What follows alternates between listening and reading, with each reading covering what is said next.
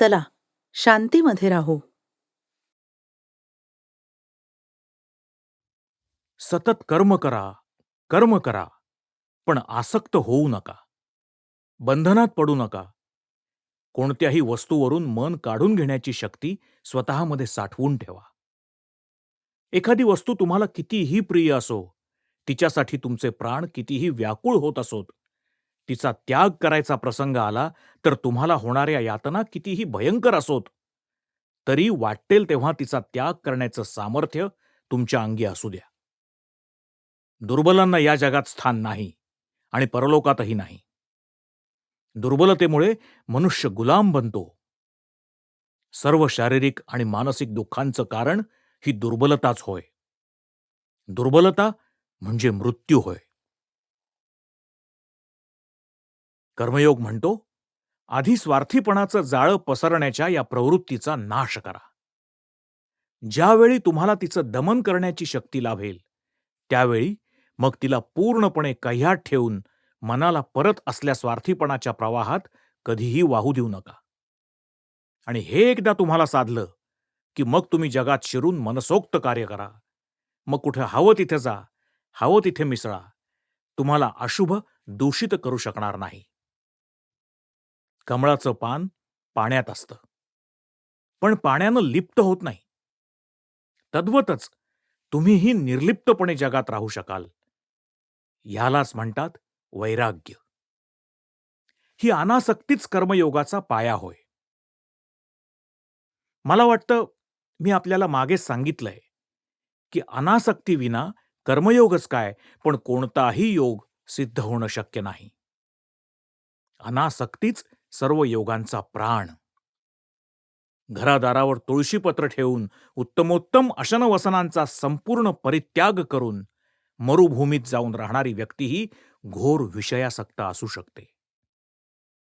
तिची एकमात्र मालमत्ता जे तिचं शरीर, तेच तिथे तिचं सर्वस्व होऊन बसेल आणि त्या वाळवंटात दिवस कंठत असताना त्या शरीराची निगा ठेवण्यातच तिचा सारा वेळ निघून जाईल.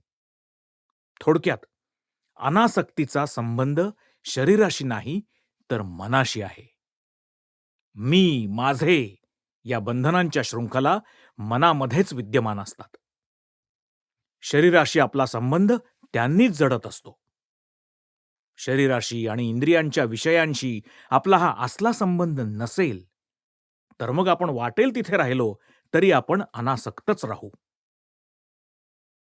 राजसिंहासनावर अधिष्ठित असूनही एखादा मनुष्य संपूर्ण अनासक्त असू शकेल, तर उलट लाज झाकण्यापुरतेही कपडे नसणारा एखादा इसम घोर आसक्त असू शकेल.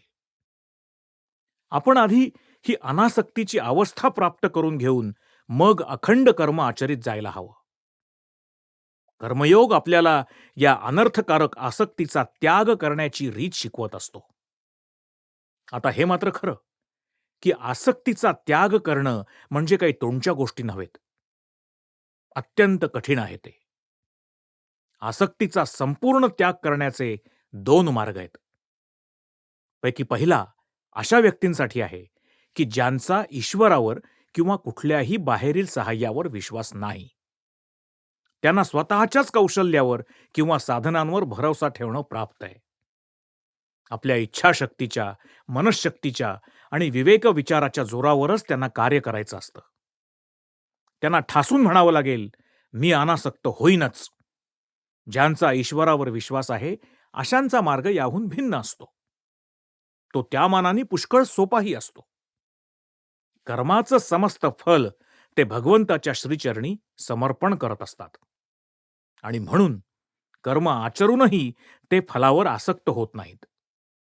ते जे काही बघतात, अनुभवतात, ऐकतात किंवा करतात, ते सर्वच परमेश्वराप्रित्यर्थ असतं. आपण जे काही सत्कर्म करू, त्यापासून लाभ आणि स्तुती प्राप्त करून घेण्याच्या इच्छेचा आपल्या हृदयाला स्पर्श न हो. ते सारं त्या प्रभूचंच आहे. म्हणून समस्त फल त्यालाच अर्पण करा. हात जोडून बाजूला उभं राहून असा भाव हृदयात बाळगूया, की आपण त्या प्रभूचे केवळ आज्ञाधारक सेवक आहोत आणि कार्यप्रवृत्तीचा प्रत्येक तरंग तोच आपल्या चित्तात प्रतिक्षणी उत्पन्न करत आहे. तू जे काही करतोस, जे काही खातोस, ज्या कशाचा होम करतोस, जे काही दान करतोस, जी काही तपश्चर्या आचरतोस, ते सर्व मला म्हणजे भगवंतालाच समर्पण करून शांत भावानं अवस्थित राहा. स्वतः संपूर्ण शांत भावानं राहून आपण आपलं शरीर, आपलं मन, आपलं सर्वस्व भगवंताच्या पादपद्मी एक अखंड बली म्हणून प्रदान करूया. होमाग्नीमध्ये घृताहुती प्रदान करण्याऐवजी अहोरात्र या क्षुद्र अहमची आहुती देण्याचा हा अहम मेध नामक महायज्ञ करा.